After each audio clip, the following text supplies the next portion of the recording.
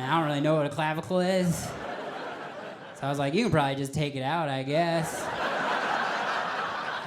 It's good to be here. I'm so excited. This is fun. I've been having a good year. I had a big break. I was a semifinalist on Last Comic Standing. That was my big break. Thank you. I made it all the way to the semifinals. Some of my buddies made fun of me. They were like, Tommy, why didn't you make it past the semifinals? What happened? Why didn't you make it further than the semifinals? I was like, well, I'm originally from Minnesota. I watch a lot of Minnesota sports, so I thought the semifinals was as far as you could go.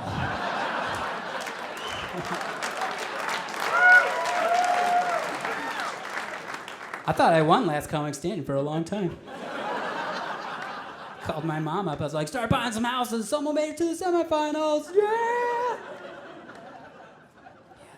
Yeah, this year's been fun. Last winter was kind of a bummer. I broke my collarbone last winter. That was a bummer. A couple days before Christmas, I broke it. I was doing something pretty dangerous. A lot of people have heard themselves doing what I was doing. I was carrying groceries. I had 2 bags. They were pretty heavy. And somebody had put ice all over my driveway for some reason. Not sure who did it. It shows up every year, but and ice is hard to see. If you're not looking for it, you can walk right by it or on it. Yeah. I wish it came in colors. That'd be awesome. Like, oh, the red ice is back. Yeah. They had black ice, but that's clear too, so I don't know why they call it that. It's confusing. So I didn't see it. I was walking with my groceries. I lost both my feet. I flew up. I landed right on my shoulder. And right when it hit, I was like, oh, that feels different than it's ever felt before. Like, it hurt so bad. And then my body just started making pain sounds that it's never made before. It started coming out of me. And I thought I would have a manly pain noise. Is what I always assume. Like, you seem like you would have a manly pain sound. Like, you'd be like, "Urgh," and then your beard would grow a little bit more.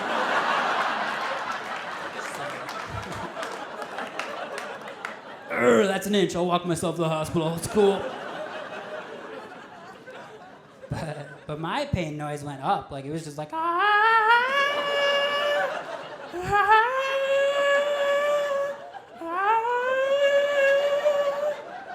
just laying in the driveway, surrounded by groceries, so I could survive a couple days. Nobody found me.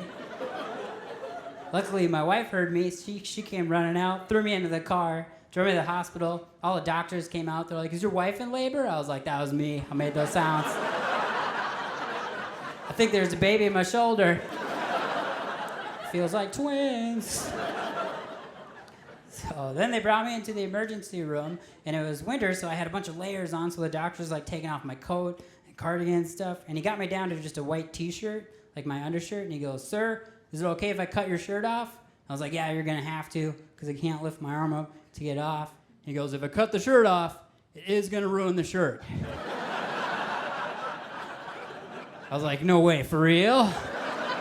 It's like, well, you're in medical school, they teach you that one. Like, just make sure the patient knows when you take a scissor to the shirt, it's not gonna work the same way as it did before. They may wanna get some buttons in the gift shop on the way out. I told him, I was like, you can cut it off. I'm not too attached to this one. Comes in bags of 12, so I should be able to track another one down. I know a guy. So he cut the shirt off. He sent me to the x-ray machine, and then I came back from the x-ray, and he goes, oh, Tom, we got bad news. He goes, your clavicle's broken. And I stared at him for a while, because I'm a head, shoulders, knees, and toe guy, and I don't really know what a clavicle is. I was like, you can probably just take it out, I guess. I don't think I've used my clavicle for years. He was like, sir, that's your collarbone. I was like, oh, I've heard of that. Don't take that out. I want to keep that. So then I asked him, I go, so what's the next step? Like, how do we fix it? I was like, do we go to surgery? Like, what do we do?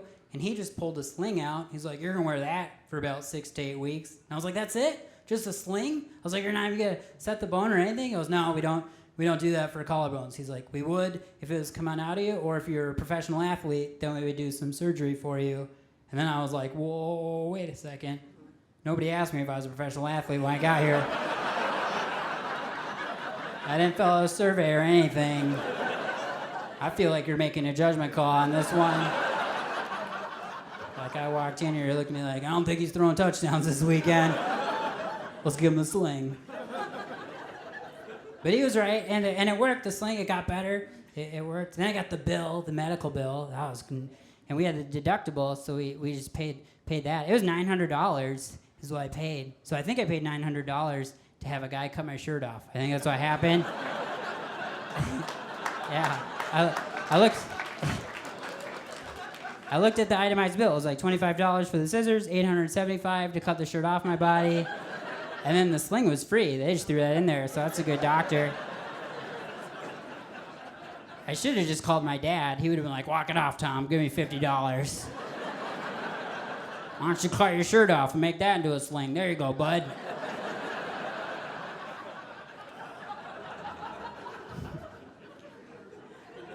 I'm kind of an awkward person. Like, I break my collarbone in awkward ways. I've been awkward all my life. Like, there's just awkward things about me. Like, I don't have eyebrows.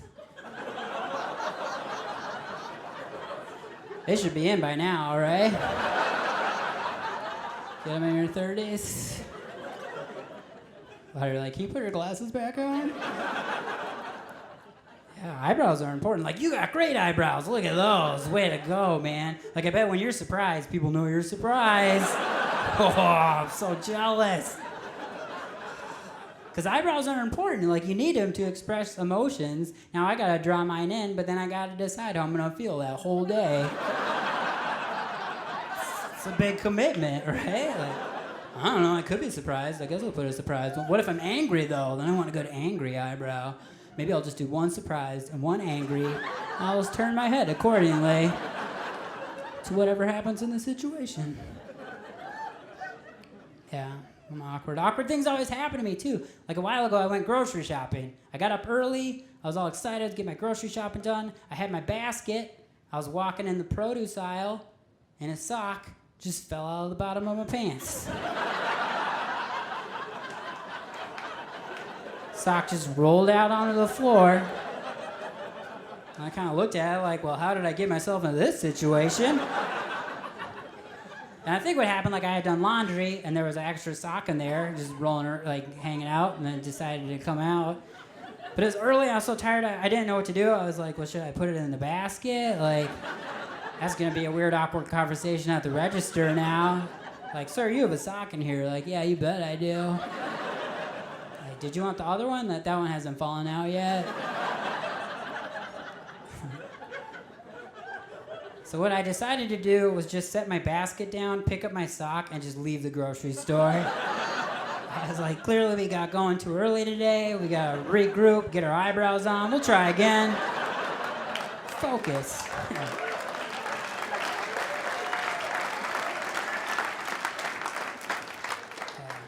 Yeah, I've had multiple awkward experiences at the grocery store too. The second awkward thing that happened at the grocery store, I got yelled at by the grocery cart corral guy. Yeah, the grocery cart corral guy, that's just the person that gets all the carts that are out in the like the parking lot, like at a Target or Walmart or grocery, and then just brings the cart to the entryway. I didn't know they could yell at you. They can yell at you. And it was all a miscommunication because I had put my groceries in my car, and then when I put my cart away, when I'm at those kind of places, I like to find a corral that's really far away, and I like to get some speed going. And I like to kind of get a run and then let it go and watch it fly and bang around in the corral. Like, that's a really exciting Tuesday for me when I get to do that. So I did. I found my corral. I executed the maneuver perfectly. But apparently the corral guy was standing at a corral that was right next to my car. And he just thought he was waiting for me patiently to put my groceries away because he assumed I would just hand him my cart like a normal human being. But instead, he saw me just go, nope, and then just push it like a mile away. And then, like, right when I let go, like, I realized something wrong because he was like, for real? And I looked over and I was like, oh.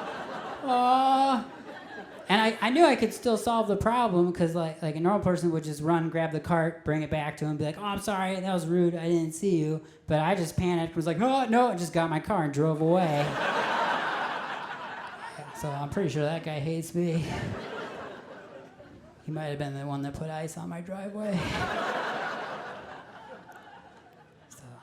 But I do like grocery shopping, though. It's fun, grocery shopping. At my grocery store, though, when everybody comes in, they always stop at that coupon plate. Everybody has to go through the coupon booklets. It's really weird. Like, everyone I'm like, we all got to here, can we just have the deals? Like, why do we have to do arts and crafts for 20 minutes here? Flipping through books, like, tearing them, like, I tore the barcode. I need a new thing. And sometimes I'll forget to get the coupons. I'll get all the way to the register, and they'll be like, there's a coupon for that. I'll be like, oh, can I have it?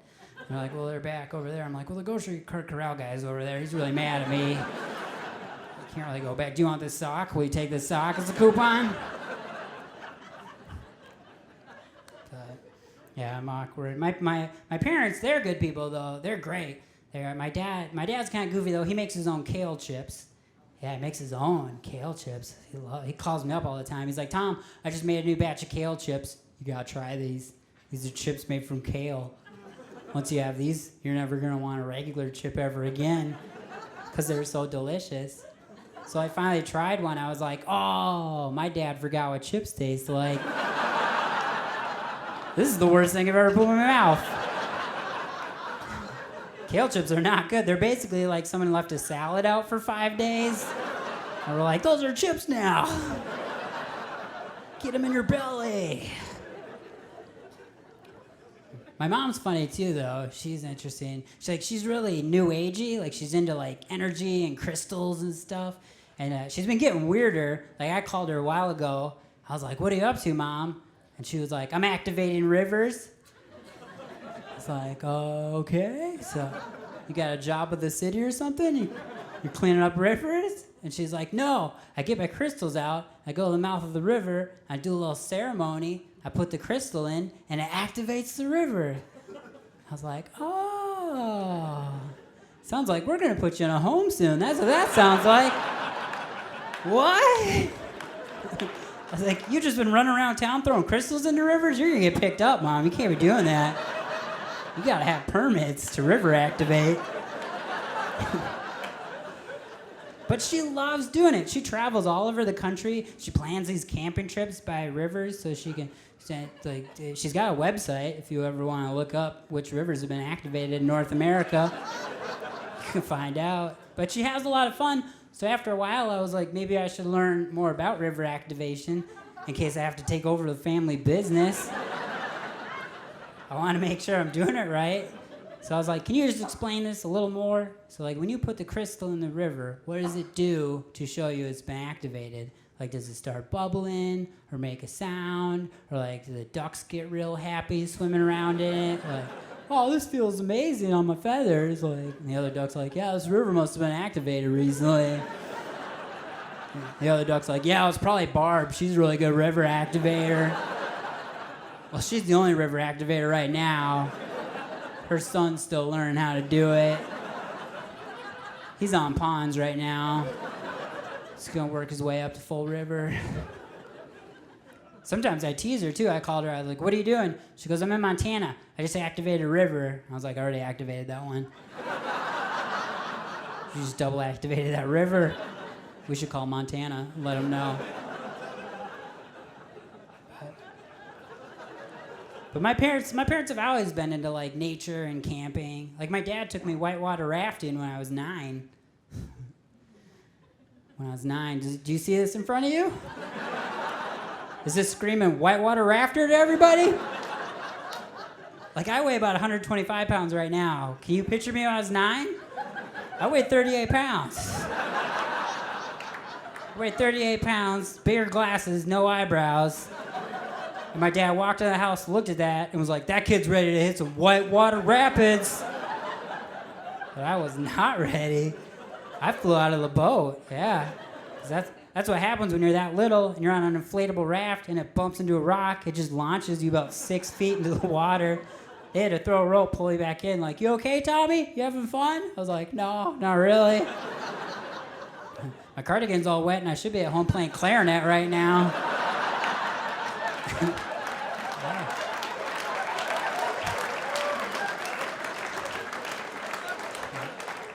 I really don't know what I'm doing with this river. This river has been activated. You know how dangerous this is? And your kale chips are all wet. Just saying. I did play clarinet. I know that surprises a lot of you.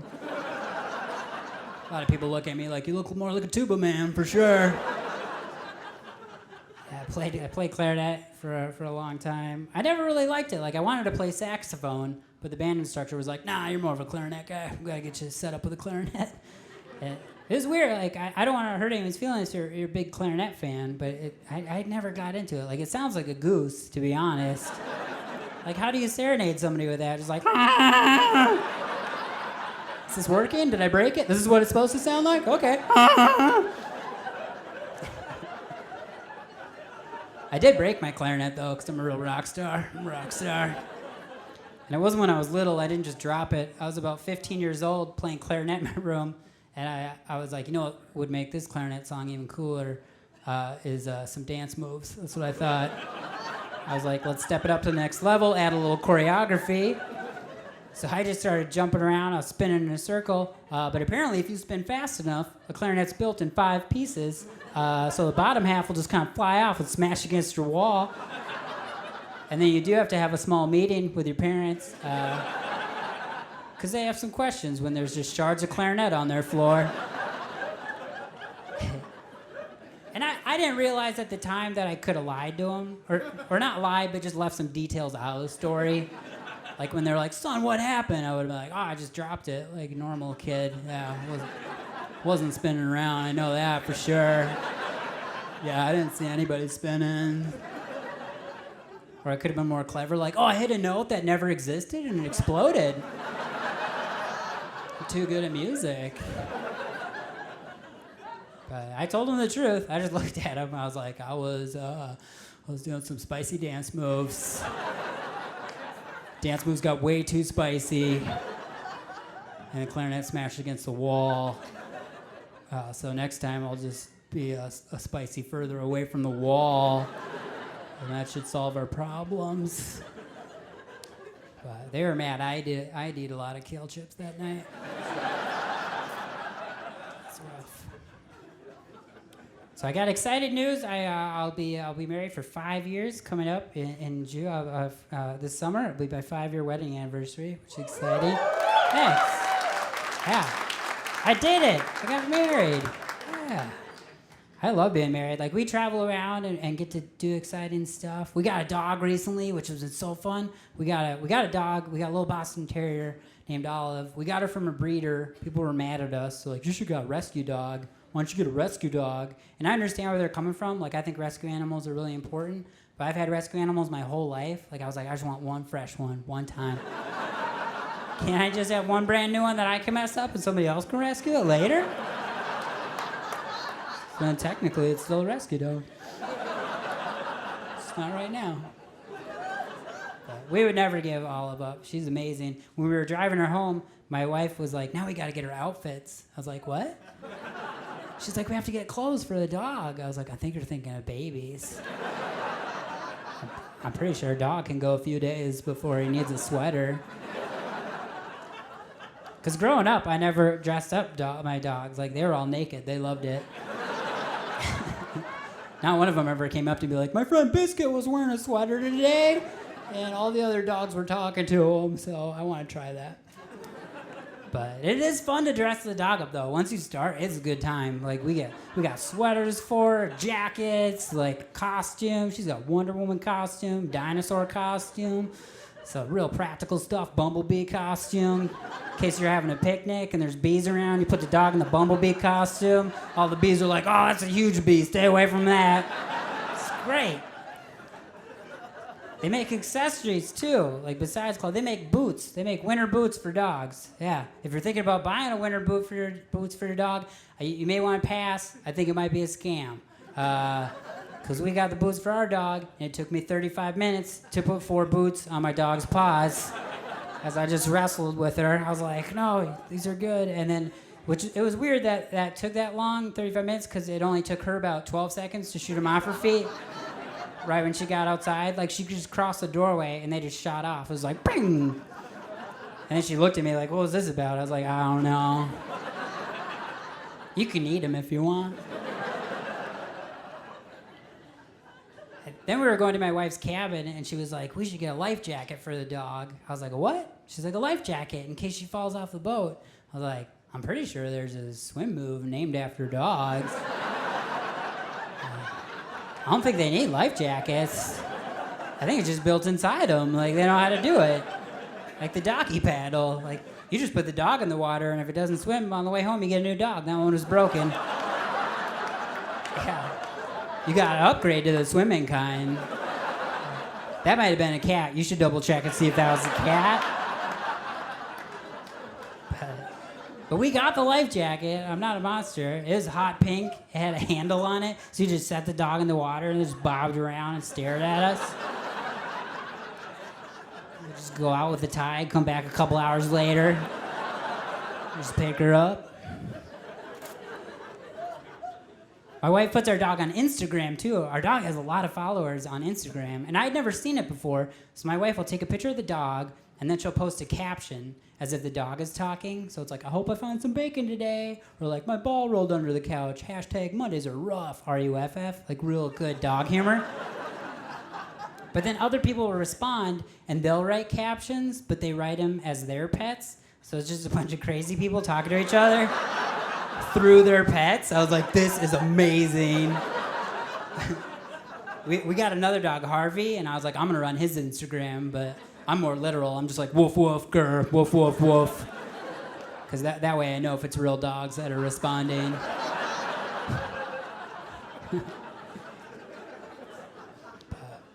We moved into a house recently, and the house is fun because the dogs can run around the backyard. We have more space. But if you own a house, I didn't realize that it comes with maintenance.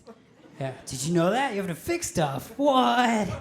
And I'm pretty handy. Like, I have a tool belt, but it's just a regular belt that I duct tape a screwdriver and a hammer to. I like to walk around the house. It looks cool. And I've fixed some things. Like, the first thing that happened, we had storms in our neighborhood. A lot of people's trees fell down. None of our trees fell down, but our whole cable for our TV, the cable just dropped into the backyard. And my wife was like, Tom, can you take care of that? I was like, you bet I can. So I called the cable company. I was like, hey, this is Tommy. I just want to let you know my cable fell down on the ground. I needed to go back up in the sky where it was before. And then the guy on the other end, he was kind of confused. He's like, well, actually, the computer's telling me your cable's working. And I was like, oh, yeah, it is working. It's just on the ground, though, and normally it's up in the air. So I thought I'd call you. We could get that tossed back up in the air. And he kind of paused. He's like, no, Mr. Ryman, the computer is telling me it's working. And I was like, I know this is a curveball. This is a weird situation right now. Yes, the cable's working. I can watch TV, but every time I go outside to mow my lawn, I got to lift a cable up every time I make a pass. It's just more work that I want to do. I was like, is this the number I called to put cables in the sky, or is there a different number that does that? Maybe you could transfer me to, or if you want to kick this up to a supervisor, I'm ready if you are. I'm enjoying this conversation, though. And then he was like, well, I'm in Seattle. And I was like, I don't know what that has to do with anything. I was like, do they just have their cables on the ground in Seattle? Is that a new thing they're doing? People just drive over them and stuff? I was like, do you want to know where I am? I'm in my backyard staring at this cable that's on the ground. I really wanted to go back up in the air. I was like, do you want me to unplug it real quick so it says it's not working and then plug it back in? Like, I'll unplug it, you hit the button that sends the person out, and I'll plug it back in. Come on! So then he was like, fine, we'll send somebody out. So then this huge guy showed up in my house. He's like 6 foot, had a big beard, and he just put up like 2 twisty ties and stared at me the whole time. So like, you couldn't figure this out, little guy? You couldn't have found some rope or duct tape from your belt there? Put him up here? I was like, he didn't tell me about the twisty tie trick. I think he wants me to move to Seattle. So I got out of our conversation. But I did fix one thing, though. I fixed our front step. That was a big day for me, because we had some people over for dinner, and one of them stepped through the step, and I was like, oh, that's not how those are supposed to work. Yeah, normally if you're on a step, you want to be on top of it the whole time. You don't ever want to be inside of a step. If you are, that one's gone bad. So no one got hurt, luckily, so I ripped up the old plank, and I ran to Home Depot, and I was like, where's your step section? I need a new one. And they brought me to the lumberyard. I've never seen so many steps in my life. I had thousands. I was like, I only need one today, but it's good to know you guys have backups. So they cut it down to size for me, and I came home, I screwed it in. I was so proud of myself. Like, I called my dad right away. I was like, I just fixed the step. Let's go whitewater rafting. I'm ready. Let's do this. I'll bring the kale chips. But, yeah, it's fun. My wife, with the other thing we tried this summer, we tried gardening for the first time. Any gardeners in this crowd? Big gardeners here? Yeah, there's a rowdy bunch. Gardeners. What do you like to garden? What do you like to garden? Kale. Kale? Door's that way. You can let yourself out. We can edit you right out of this special. Do you really grow kale? Nice. Well, that's good, I'm sure. Send it to my dad. He'll buy it from you.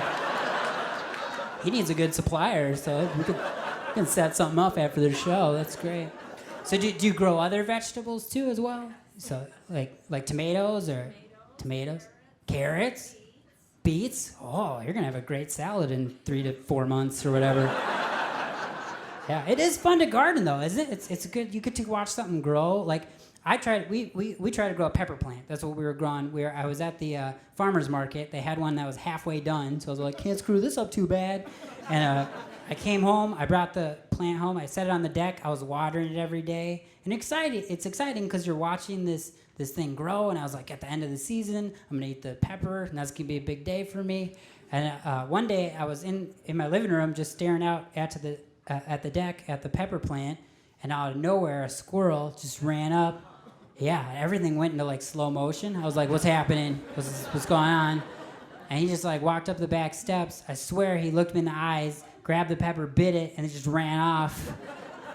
And my wife was sitting there, and she's like, I think that squirrel just stole your pepper.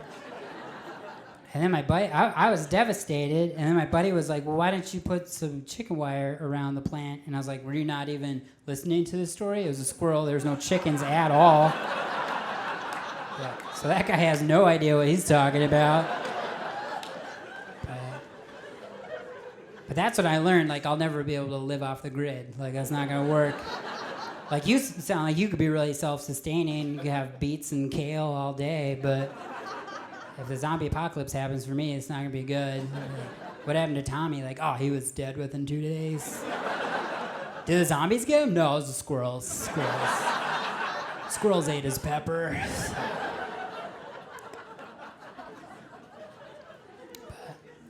My wife and I, we've been traveling recently too. We got to go whale watching. That was so exciting. Yeah.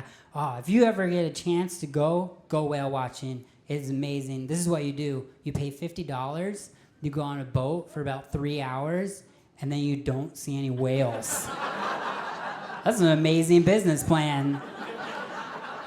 That'd be like if you came to the show tonight, paid your money, and then like, well, the comedians are just wandering around town. Good luck. If you find one, he might tell you a joke. It'll be good. Oh yeah, side note, you might get really sick while it's happening too. There's people that paid that money and got seasick. I felt so bad. Like they had their head down the whole time. So I just described amazing whales to them. I was like, there's so many whales. It's like 50 whales. Don't put your head up. It's amazing. It's so worth the $50. The other trip, my wife and I went to New Orleans, and went on a river ride to see alligators. And they throw food in to get the alligators to come, which is exciting. But what they were throwing in the water was marshmallows and hot dogs. That's what they threw. And I got upset. I was like, why are you feeding them what Boy Scouts eat? This seems dangerous. You're going to lose a troop next week. You keep feeding them marshmallows and hot. It's amazing, though, to see. If you ever seen a wild, majestic animal eat a marshmallow, it's really exciting and then depressing at the same time. I don't know how they do that. But I love being married, though. It's exciting. Proposing to my wife was the most nerve-wracking thing I ever did. It was intense. Who's married here? Clap if you're married. Any married people? Oh, lots of people. That's great. How long have you been married? Almost a year? Yeah, way to go. You're doing it. That's fantastic. Where did you two meet? Here in Provo. Oh, that's great. This is a great place to meet people. I've been around town for the day, so I was like, This would be a wonderful place to meet a significant other, so you're lucky. How did you propose? That's what I was nervous about. Well, we went to a restaurant. You went to a restaurant? Oh, that sounds amazing. Was it? And then did you like hide the ring in the food or anything? No, that's right. That's dangerous. You shouldn't do that. That's cool. Were you surprised when he proposed? Yes. Oh, that's the best way. And you had the ring with you and everything? Yeah. Did you get down on one knee? I did. Nice. I never know why we have to do that though. I feel like the first person that ever proposed was like walking and then dropped the ring and was like, uh-oh, just picking it up. And then they turned around like, oh, it's the most romantic thing anyone's ever done. Like, oh no, now everyone has to do this forever. I hope they have good knees. Well, that's sweet. Give them a round of applause. They're almost worth a year. So exciting. Yeah, I was nervous. I asked her parents for permission before, or not permission, but I just wanted to give them a heads up that this was going to be in their life for a while. I hope you like clarinet, because you're going to hear a lot of it. But the way I did propose to her, we were at her family's cabin. We were on the beach. The dogs were in their life jackets, bobbing around. It was really romantic. And my wife really loves games, so I was like, oh, do you want to play hangman? And she's like, yeah, I do. So I did all the lines in the sand for the phrase, will you marry me? And then had her start guessing letters. And that's when I started getting super nervous, because I was like, oh, this is really happening. Like, I'm about to propose. And I couldn't back out because I couldn't think of another phrase that would fit. I was like, I'm fully committed. I got to do this now. So she guessed letter M, and I put the M for the word marry, but I forgot to put the M for the word me, which that's an important part of that phrase. It really clarifies who is doing the proposing and what's happening. So she was trying to figure it out. She was getting a little confused, and she was guessing more letters, and then finally she's like, will you marry me? I was like, I guess so. It's not really traditional, but whatever. Did you bring a ring? Because I brought a ring. So then I got down on one knee. I officially proposed. She said yes. She was all excited. And after it was all done, she took me aside. She was like, Tommy, I love you, but I just want to let you know that there are 2 R's in the word marry. But there's no spell check on the beach. That's a tough one. It's tricky. But she was like, who's Mary? I was like, I don't know who Mary is.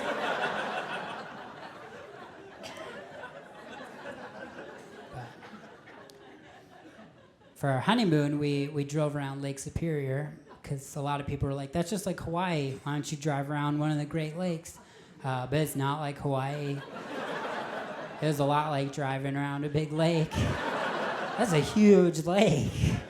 It was fun though, like we camped and stayed at lodges, but it was a lot of driving. I got pulled over too, accidentally pulled over, which I didn't know was possible. But I do things a little differently. Like we were up by Duluth, Minnesota, and we're driving, and a state trooper came right behind my car, and he just started shouting at us over the loudspeaker. Like he was just like, blah, blah, blah, blah, blah, like mumbling. And I turned to my wife. I was like, I think we're getting pulled over. I was like, maybe they've had budget cutbacks, so they don't use lights and sirens anymore. And apparently they just mumble at you till you pull over. So I started pulling over, and as I was pulling over, I realized another state trooper had pulled somebody else over. So this guy was coming for his backup. Because then he started yelling at me more. He's like, I'm not pulling you over. Get out of my way. Don't pull over. But I had already pulled over, so I was like, I'm kind of stressed out. You got to give me a second. This is an intense situation. And he was like, sir, just move your car. Please, get out of the way. So I started to get back onto the freeway, and a car just flew by. And he was like, well, don't pull into oncoming traffic, sir. You know what? I'm going to have you stay there. I was like, now I really am pulled over. I just pulled myself over. This is fantastic. I was like, maybe he'll let me fill the ticket out too, like self-checkout. I can just do this all by myself. Yeah. I'll probably give myself a warning. That's what I feel like I deserve in this situation. So then he came walking up to the car. He's like, what's wrong with you? I was like, oh, it's been a big day. Where do you want to start? I was like, I can't spell Mary right. My dog's wearing a life jacket in the back seat. Trunk is filled with kale chips. But he let me go. He's like, you're a goofball, get out of here. So now I just never pull over for cops no matter what. Even if there's 5 or 6 of them, I'm like, not falling for that again, boys. A little bit what? But yeah. I love my wife though, because we get along because we think of things the same way. We had to move a dresser. We had to move this big 150-pound dresser from our upstairs to our downstairs. And my wife is like, we should take our shoes and socks off so our feet grip better. And I was like, oh yeah, that makes sense. Because you always hear about those moving companies that are like barefoot moving companies, shoes and socks off, when you're going to be moving heavy furniture around. So we were both excited getting our shoes and socks off. And she was right. Your feet grip better. She's correct, but they don't grip as well when the dresser slams down on them. Yeah, but we learned together as a team, so it was fun. Yeah. I learned new things about her all the time, too. Like, she talks in her sleep. That was exciting. I learned that at 2:30 in the morning. Yeah, like, I was laying there, and all of a sudden, she just shot out of bed and was just like, watch out for the guy. I was like, what? And she just went back to dream world, like, I was like, I'm gonna need more details on the guy. It's apparently in the bedroom.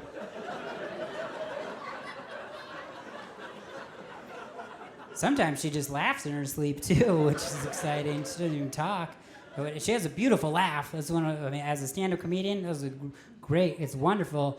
But when it comes out at 3:30 in the morning, it is terrifying. What are you laughing at? Is the guy back? What's happening? Let's get the dresser.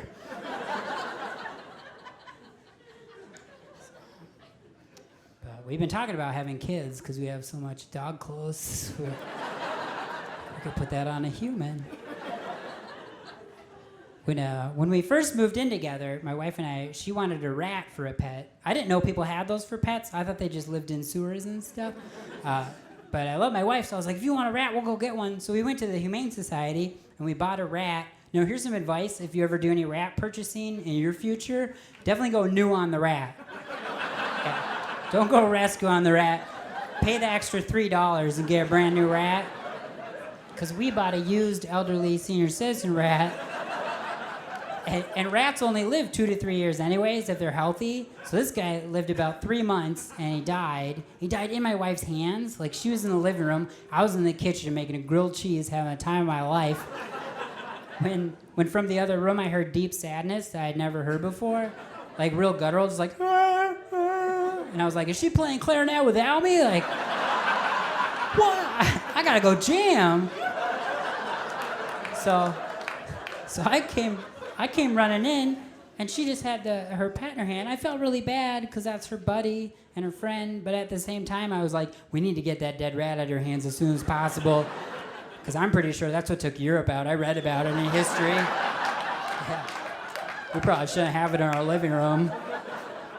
So we put it in a shoebox, and we set it on our deck, and I was like, what do you want to do with the rat? And she was like, I want to bury it. But it was February in Minnesota, so that did not work out very well. So I was like, what are other options? And she was like, maybe we could cremate it. And I was like, what? Like, I just finished a grilled cheese. I've never done something like that before. She was like, no, professionally. I was like, oh yeah, we should pay somebody. That makes sense. We should get some experts. And we looked into it, and there were places that would cremate the rat, but it was going to cost $100 to cremate the rat, which exceeded our rat cremation budget by $100. So then we had the rat on our deck for a couple days, which was like a visitation for the neighborhood animals to say their goodbyes. And my wife came home and was like, Tommy, we got to figure out what we're going to do with this guy. So what we decided to do was just drive around town till we found the most beautiful spot that had a garbage can. And we said some words, and we laid Lex Luthor to rest underneath some nice newspapers. He was by a really pretty lake. My mom came and activated it. It was a beautiful funeral. Thank you so much. You're wonderful.